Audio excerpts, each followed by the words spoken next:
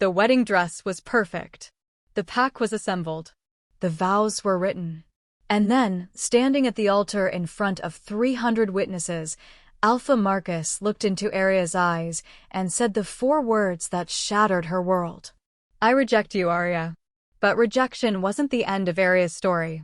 It was just the beginning of her becoming the most powerful force the werewolf world had ever seen. And when Marcus came crawling back, begging for a second chance, well, that's when things got really interesting. Subscribe for more stories like this.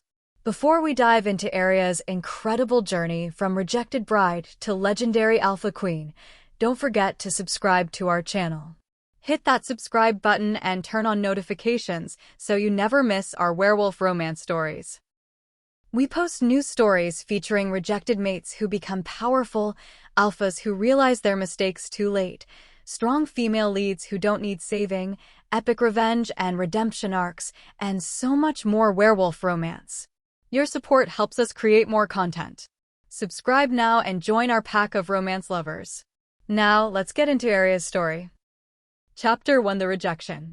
3 years ago, Aria's hands shook as her maid of honor, Leah, adjusted her veil for the 100th time. You look beautiful, Leah said, her voice thick with emotion. Marcus is going to lose his mind when he sees you. Aria hoped so. She and Marcus had been together for 2 years, not as fated mates. The moon goddess hadn't blessed them with that bond, but as chosen mates. He was alpha of the prestigious Nightshade pack. She was a warrior's daughter from a good family. It made sense. Even if sometimes, late at night, Aria wondered if making sense was enough. It's time, her father said, appearing in the doorway. His eyes were suspiciously bright. Ready, sweetheart? Aria nodded, even though her stomach was twisting with nerves she couldn't explain. The pack's ceremonial hall was packed. 300 wolves from Nightshade and allied packs filled every seat. White roses and candles created a romantic atmosphere. Everything was perfect. Marcus stood at the altar in a black suit, looking every inch the powerful alpha. Tall, handsome, commanding. Beside him was his beta, Cole, and several groomsmen. As Aria walked down the aisle on her father's arm, she searched Marcus's face for love, for excitement, for something. What she saw instead made her blood run cold. Regret. Pity. And worst of all, relief that someone else was watching. Someone who stood in the front row, a beautiful blonde she-wolf named Sera. Aria's feet wanted to stop walking. Her instincts were screaming danger. But 300 pairs of eyes were on her, and her father's arm was steady, and she couldn't humiliate her family by running. She reached the altar. Her father placed her hand in Marcus's. Marcus's palm was sweaty. Dearly beloved, Elder Thomas began, we gather today. Stop. Marcus's voice cut through the ceremony like a blade. Every wolf in the hall went silent. I can't do this, Marcus said, his voice carrying to every corner of the room. I'm sorry, Aria, but I can't marry you. The world tilted. Aria heard gasps, whispers, her mother's cry of shock. But all she could focus on was Marcus's face as he continued. I've met my true mate. My fated mate, blessed by the moon goddess herself. He turned to look at Sera, who stood with tears streaming down her face. It's Sera. It's always been Sera. You knew, Aria heard herself say, her voice distant and strange. You knew before today. Marcus had the decency to look ashamed. The bond snapped into place a month ago. I tried to ignore it.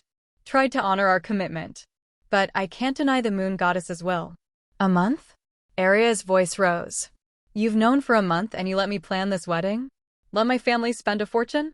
Let me stand here in front of the entire pack. I'm sorry, but it's better this way. You deserve someone who loves you completely. And I can't give you that. Not when my true mate exists. Marcus took her hand, and Aria ripped it away. I, Marcus Blackwood, alpha of Nightshade pack, formally reject Aria Winters as my chosen mate. The formal rejection cut through the air like silver through flesh. Aria felt the bond they'd been building, we compared to a fated bond, but real, snap and fray. This is cruel, her father snarled, his wolf rising.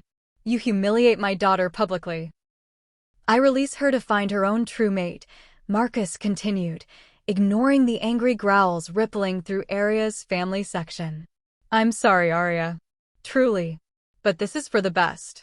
He turned and walked down the aisle toward Sera, who collapsed into his arms. And in front of 300 witnesses, Marcus kissed his true mate while Aria stood abandoned at the altar in her wedding dress. The humiliation was crushing. Aria felt every eye on her, heard every whisper. Some pitying. Some gleeful that the warrior's daughter had been brought low. Some shocked. All of them staring. Aria, Leah touched her arm gently. Let's get you out of here. No. Aria's voice was stronger than she felt. She would not run. Would not give them the satisfaction of seeing her break. She turned to face the crowd, all 300 wolves who'd just witnessed her rejection. And she spoke, her voice carrying through the silent hall. You're right, Marcus. This is for the best. Because I deserve better than an alpha who lacks the courage to be honest. Better than a male who would let me walk down the aisle before rejecting me. Aria's eyes swept the crowd. I hope you two are very happy together. And I hope the moon goddess has a sense of irony. She walked down the aisle with her head high, her father and Leah flanking her like guards. She didn't run, didn't cry, didn't give them anything. But the moment she reached the private room, the moment the door closed behind her, Aria collapsed. I can't stay here, she sobbed, her heart breaking into pieces. I can't stay in this pack, in this territory, where everyone saw. Then we leave, her father said firmly. Tonight.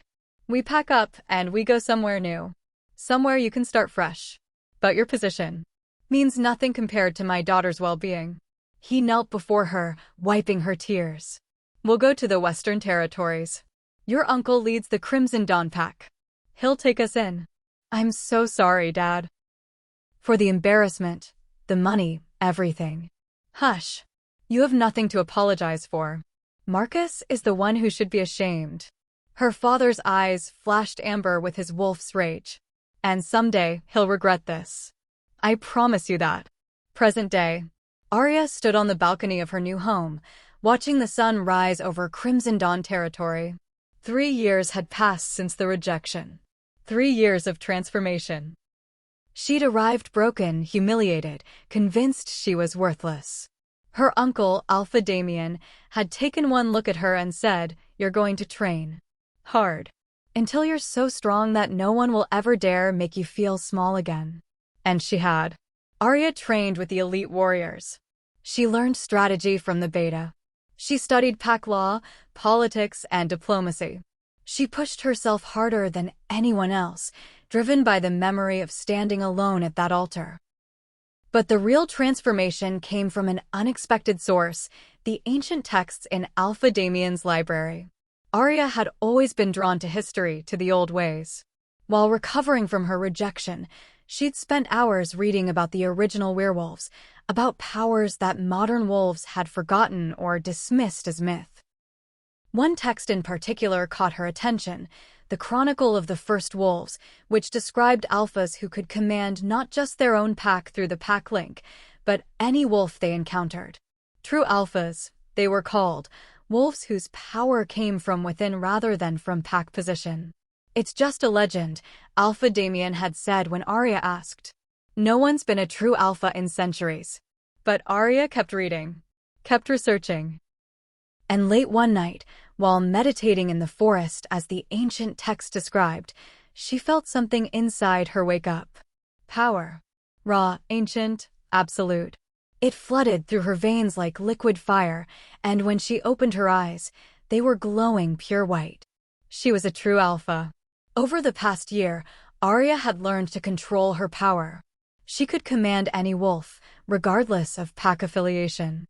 She could sense deception, feel intentions, project her will across vast distances. It was the kind of power that came along maybe once in a century. And she'd kept it secret.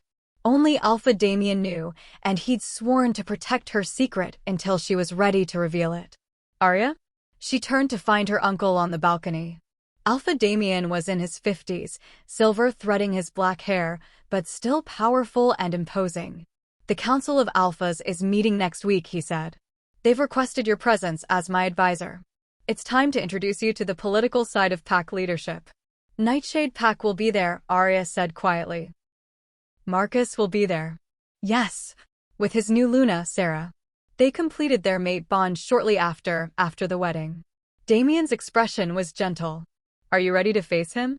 Aria thought about the broken girl who'd fled 3 years ago.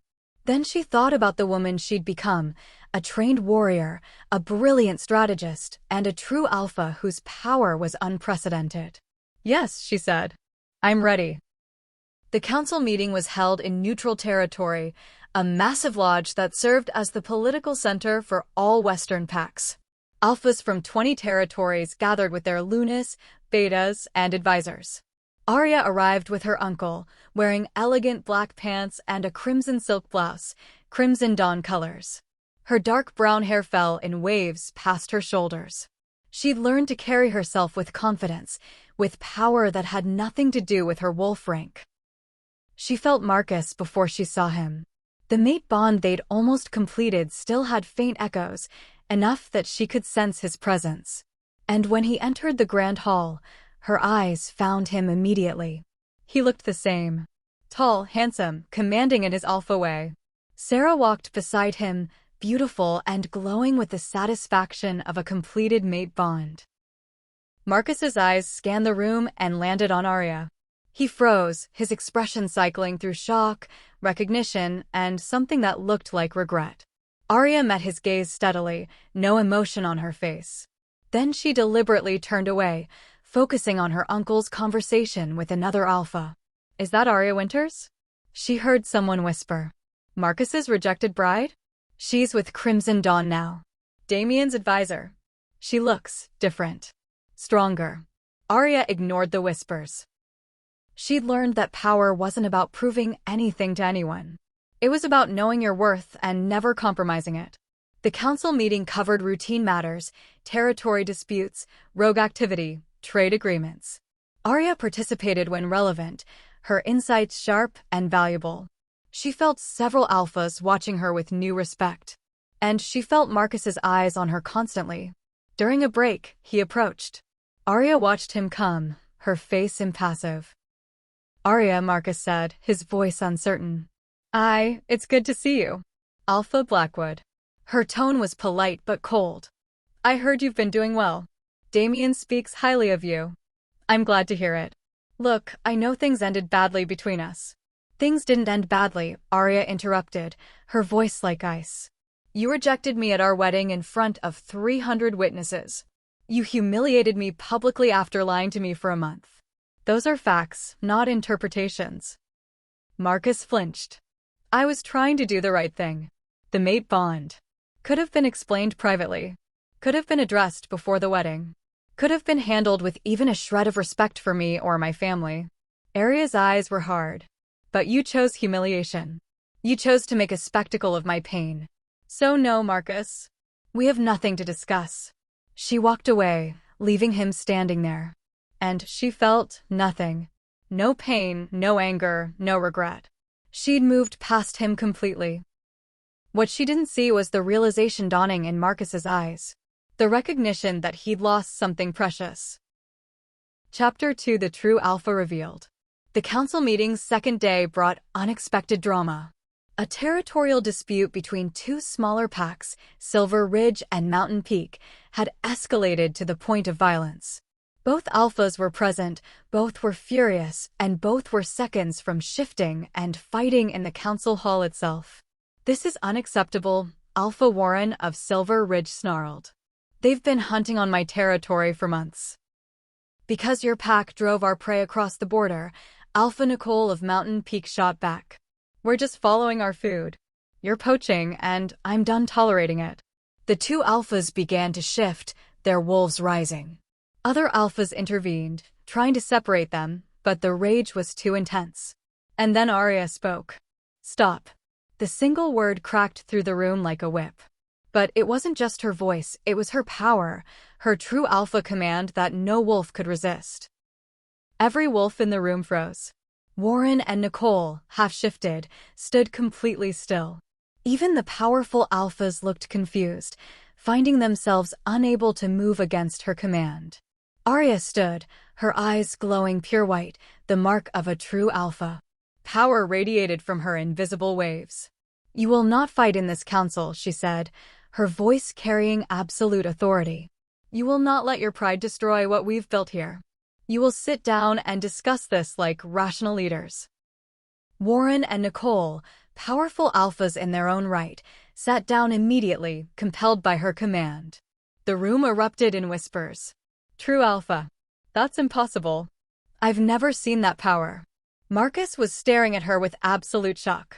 Alpha Damien stood, pride evident on his face. "My fellow alphas, allow me to formally introduce my niece and advisor, Aria Winters. The first true alpha born in over 2 centuries." The council chamber exploded with noise. Questions, demands for proof, accusations of deception.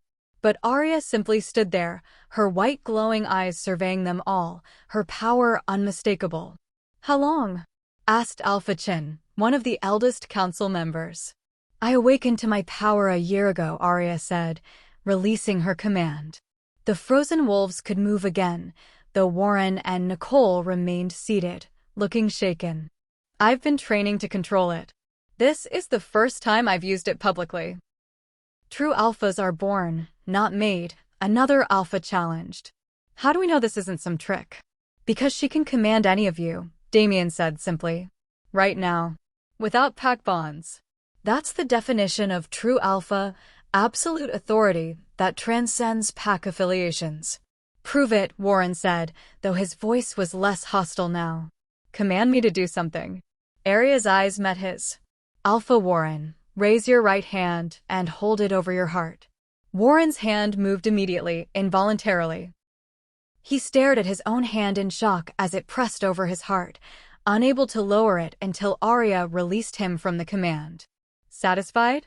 Damien asked. The room fell silent. True alpha power was the stuff of legends. And yet here stood Aria, undeniably wielding it. "This changes everything," Alpha Chin said slowly. "A true alpha hasn't sat on the council in centuries." "I'm not here to disrupt the council," Aria said calmly. "I'm here to help maintain peace." "Which is what I was doing when I stopped a fight that would have damaged our unity." She turned to Warren and Nicole. "Your dispute is about resources, not hatred. Silver Ridge has a prey shortage because your wolf population has grown. Mountain Peak's pack is expanding their territory because they need more hunting grounds. These are solvable problems, not reasons for war." "How?" Nicole started. "I've been researching your packs since I learned of the dispute," Aria said. "Alpha Warren, you have 3 new litters this year, 15 pups total. Your prey can't sustain that growth. Alpha Nicole, your pack has absorbed 2 smaller packs after their alphas died, doubling your territory needs." Both alphas looked surprised that she knew such specific information. "The solution is a shared hunting ground," Aria continued. "You establish a buffer zone between your territories where both packs can hunt, with rules about seasonal rotation and prey management. I've already drawn up a proposal." She pulled out a detailed map and agreement. Both alphas studied it, then looked at each other. "This could work," Warren admitted grudgingly. "Better than war," Nicole agreed. Just like that, a conflict that had been building for months was resolved. The council members looked at Aria with new respect and new wariness. "Why reveal yourself now?" Alpha Marcus asked, his voice tight. "You could have kept this power secret." "Because I'm tired of hiding," Aria said, meeting his eyes directly. "Tired of making myself small to make others comfortable. Tired of being underestimated." Her smile was sharp. "I learned that lesson from you, Marcus. You taught me that sometimes being rejected is the best thing that can happen. Because it forces you to discover who you really are when you stop trying to fit into someone else's expectations." The room was silent. Marcus looked like he'd been slapped. "The rejection was 3 years ago," Aria continued, addressing the room now. "I've spent those years becoming someone I'm proud to be. A warrior. A strategist. A true alpha. And I'm not here seeking validation or revenge. I'm here to serve the council and maintain peace across our territories." Here, Alpha Damien said, and several other alphas echoed the sentiment. But as the meeting adjourned for lunch, Aria felt Marcus following her. She stepped onto a private balcony, and he joined her. That power, Marcus said without preamble. How long have you had it? Why does it matter? Because if you'd had it 3 years ago, you wouldn't have rejected me? Aria laughed, the sound bitter. Is that what you're thinking, Marcus? That if I'd been a true alpha then, I'd have been worthy of you? That's not what I meant. Then what did you mean? Aria turned to face him fully. Because from where I'm standing, it sounds like you're saying my worth is determined by my power.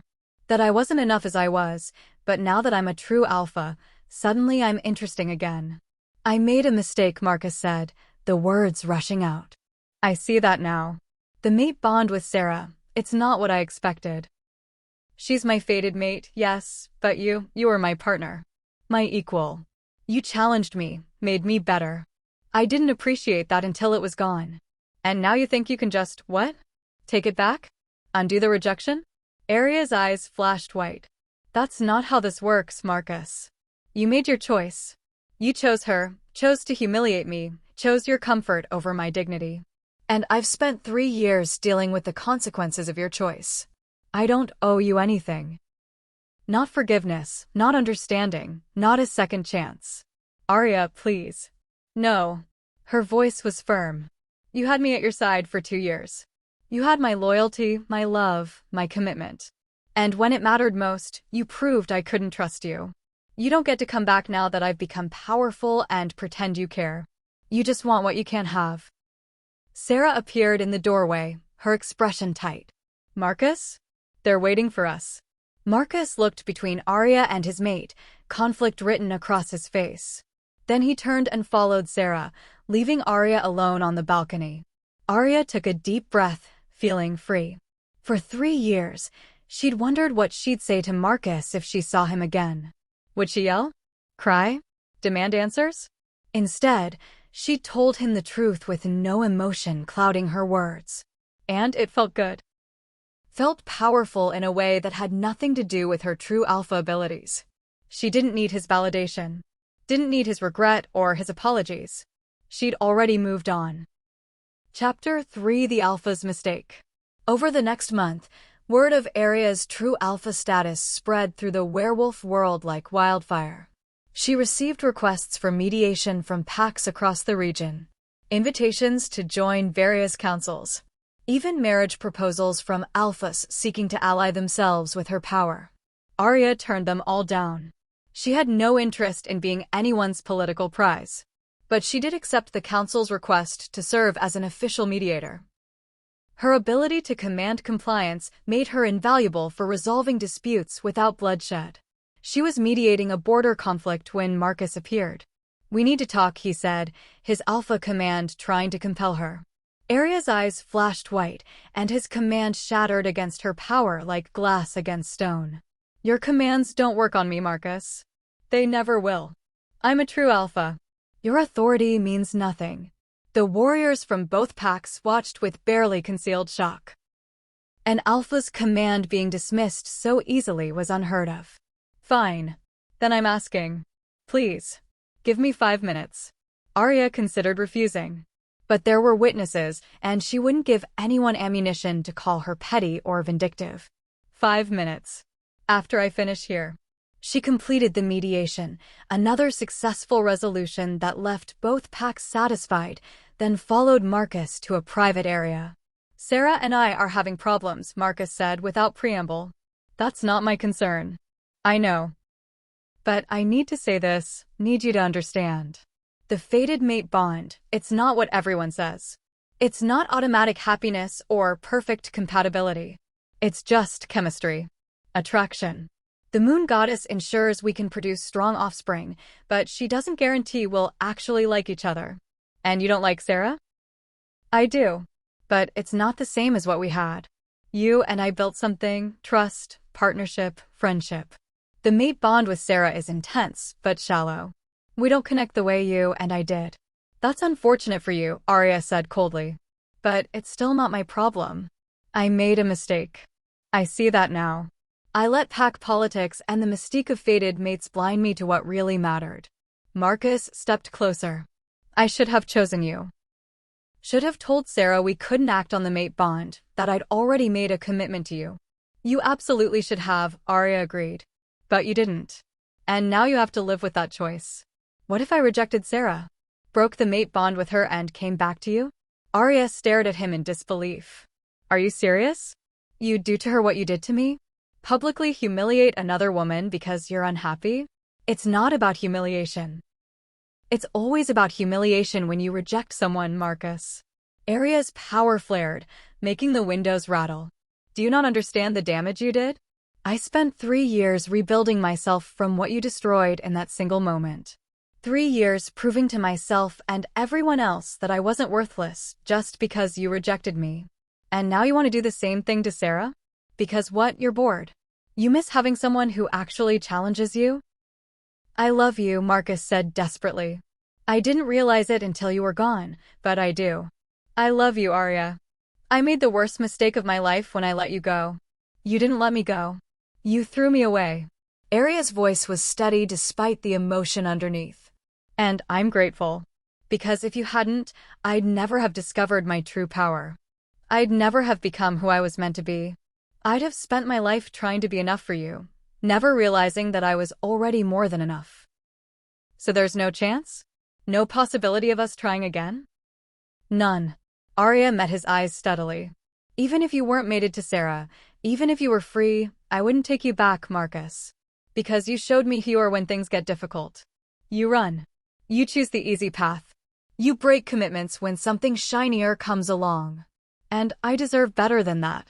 The true alpha power, Marcus said bitterly. That's what changed you. Made you arrogant. No. Aria's smile was sad. What changed me was being broken by someone I trusted, then having to rebuild myself piece by piece.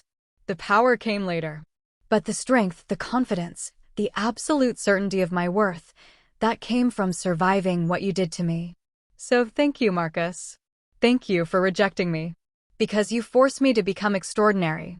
She turned and walked away, leaving Marcus standing alone with the weight of his mistakes. What Marcus didn't know was that Aria had met someone. His name was Kai, and he was an alpha from the Northern Territories who'd come to meet the legendary True Alpha. He was powerful, intelligent, and treated Aria as an equal rather than a prize to be won. They'd been seeing each other for 2 months, taking things slow, building trust. Aria had been honest about her past, about the rejection and how it had shaped her. And Kai had listened without judgment, without trying to fix her or avenge her honor. Your ex sounds like an idiot, Kai had said simply. His loss, my gain. Kai wasn't her fated mate, Aria's wolf had confirmed that. But they connected on every level that mattered. They challenged each other, supported each other, made each other laugh. And when they were together, Aria felt something she hadn't felt in 3 years, hope for a future that included partnership, love, and mutual respect. She was telling Kai about Marcus's latest attempt at reconciliation over dinner when messengers arrived. True Alpha Aria, they said formally. The council requests your immediate presence.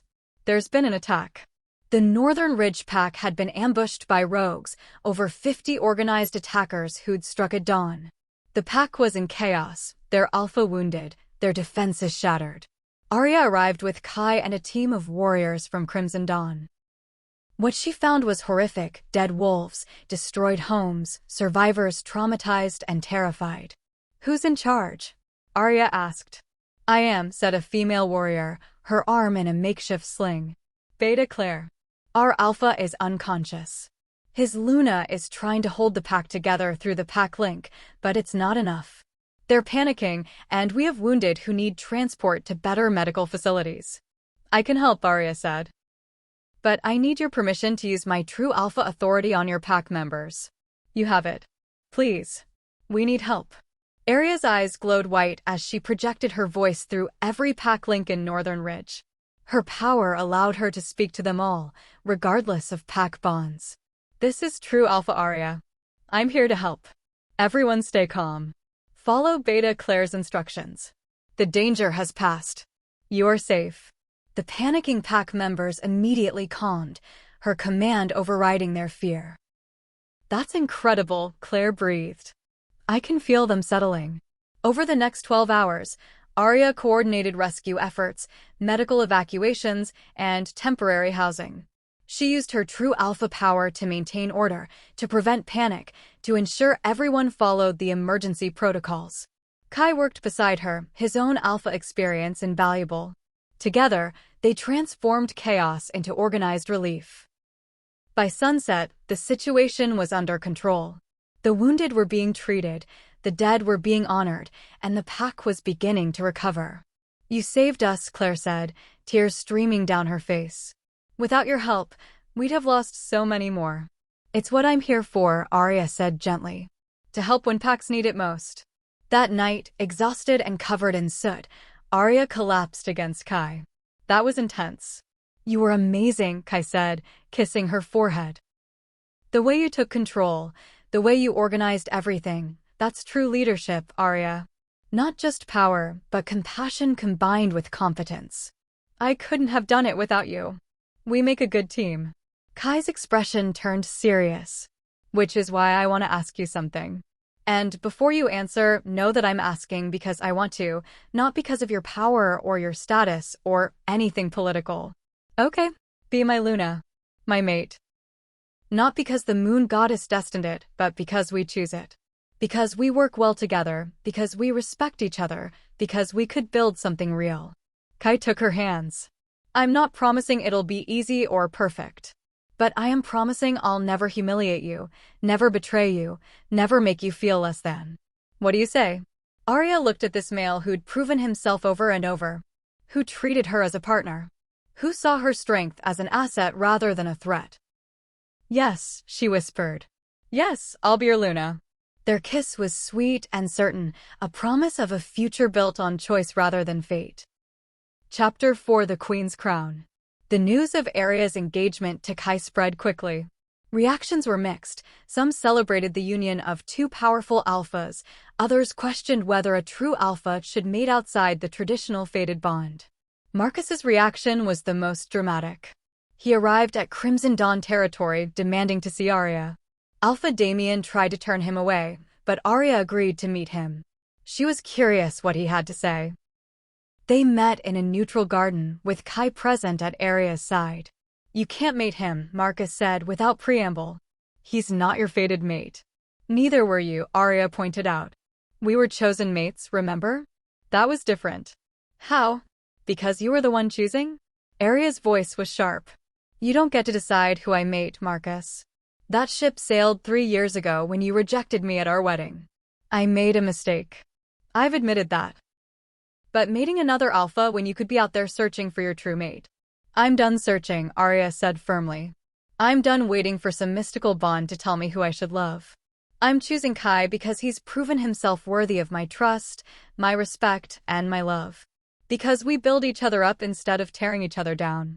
Because when I'm with him, I feel like the best version of myself. But the moon goddess gave me free will, Aria interrupted. And I'm using it to choose happiness on my own terms. Marcus turned to Kai. You know she's a true alpha, right? She'll always be more powerful than you. Always have the final say. Can your ego handle that? Easily, Kai said, his arm sliding around Aria's waist. Unlike some alphas, I'm not threatened by a strong partner. I'm proud to stand beside her. Proud to support her. Proud to call her mine. You're making a mistake, Marcus said desperately. Both of you. True alpha powers come once in centuries. You're supposed to mate with someone equally powerful, someone who can match you. I'm not a bloodline to be managed, Aria said coldly. I'm a person. And I choose to mate for love, not for genetics or power or political advantage. What about Sera? Kai asked mildly. What does your current mate think about you trying to win back your ex? Marcus's face darkened. That's not your concern. Actually, it is. Because if you break your mate bond with Sera to pursue Aria, you'll cause the exact same humiliation and pain you caused Aria 3 years ago. And I won't let you hurt my mate by making her responsible for another woman's suffering. This is ridiculous, Marcus snarled. Aria, be reasonable. I am being reasonable.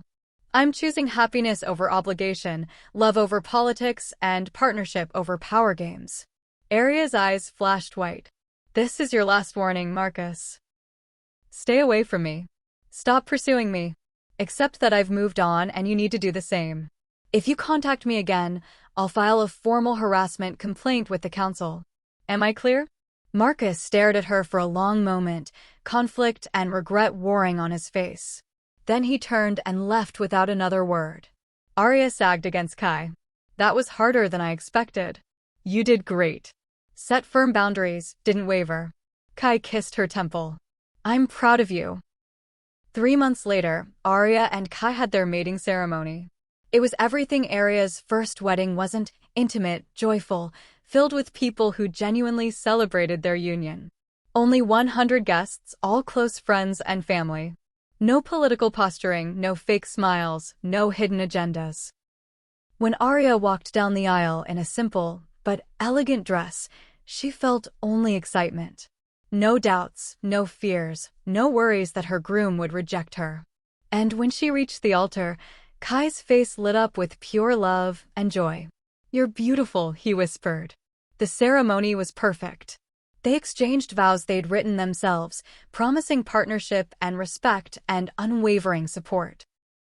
When they marked each other, completing their chosen mate bond, the power that flowed between them was extraordinary, not the overwhelming intensity of a fated bond, but something steadier, stronger, built on conscious choice rather than instinct. I present Alpha Kai and True Alpha Aria, Elder Thomas announced. Mates by choice, partners by commitment, united in love and leadership. The crowd erupted in celebration. It was working better than anyone expected. Aria also served on the Council of Alphas, using her mediation skills and true alpha power to maintain peace across territories. She'd resolved over 50 disputes, prevented 3 wars, and established new protocols for interpack cooperation. She'd become exactly what the werewolf world needed, a true alpha who used her power not for domination, but for unity. And Marcus? He stayed with Sera, their mate bond intact, but their relationship strained by his continued regrets. Aria heard through pack gossip that they were working on things, that the intense passion of the fated bond had faded into complicated reality. She felt nothing. No satisfaction, no vindication, no lingering pain. Just distant acknowledgement that his choices had led him to where he was, just as her choices had led her to where she was. On their first anniversary, Kai woke Aria with breakfast in bed and a small wrapped box. "What's this?" she asked. "Open it." Inside was a simple silver crown, delicate but strong, embedded with moonstones that glowed softly. A true alpha's crown, traditional symbol of unprecedented power. "The council voted," Kai said. "They want to formally recognize your authority. You'd be High Alpha, the first in 2 centuries. The voice that speaks for all packs, the power that maintains peace, the leader that guides the council. That's a huge responsibility. You're already doing the job. This just makes it official." Kai took the crown and gently placed it on her head. "You were meant for this, Aria. From the moment Marcus rejected you and forced you to discover your true strength, you were on this path. And now you're exactly where you're supposed to be." Aria touched the crown, feeling its weight, literal and metaphorical. She thought about the broken girl who'd stood at an altar 3 years ago, rejected and humiliated. That girl could never have imagined this future. But she'd survived. Transformed. Became powerful not because of rejection, but because she'd refused to let rejection define her. "I accept," she said. "I'll serve as High Alpha." Kai's proud smile was everything. "My queen." "Your partner," Aria corrected, pulling him close. "Always your equal partner." The official coronation ceremony was held at the Council Lodge, with every alpha in the Western Territories in attendance, including Marcus. Aria wore traditional ceremonial robes in silver and white, true alpha colors. The crown of moonstones rested on her head. She stood before the assembled alphas with confidence born from hard-won experience. "True Alpha Aria," said Alpha Chin, the eldest council member. "Do you accept the responsibility of High Alpha? To serve as mediator, protector, and voice of all packs under council jurisdiction?" "I do." And do you swear to use your power wisely, to protect the weak, to maintain justice, and to serve the greater good of all werewolves? I swear it. Then by the authority of this council and the blessing of the moon goddess, I name you High Alpha of the Western Territories. First of your generation, holder of true alpha power, Queen of Wolves. Every alpha in the room knelt, even Marcus, though she could see the conflict on his face. I accept this honor and this burden, Aria said, her voice carrying to every corner of the hall. And I promise to serve with wisdom, compassion, and strength. To protect all packs, regardless of size or status. To maintain peace without compromising justice. To use my power not for personal gain, but for the good of all wolves under my protection. The alphas rose, and one by one, they pledged their loyalty. Marcus was last, approaching slowly. High Alpha, he said formally. I pledge Nightshade Pack's loyalty and support. Thank you, Alpha Marcus. Aria's tone was equally formal. I accept your pledge. They locked eyes for a moment. Marcus's expression held regret, longing, and acceptance. He'd lost her, completely and permanently, and he finally understood the magnitude of what he'd thrown away. I'm sorry, he said quietly, so only she could hear. For everything. You deserved better than I gave you. I know, Aria said simply. But I'm grateful it happened. Because I'd rather be here, powerful, confident, with a partner who respects me, than still trapped in a relationship with someone who didn't value me. You freed me, Marcus. Just not the way you intended.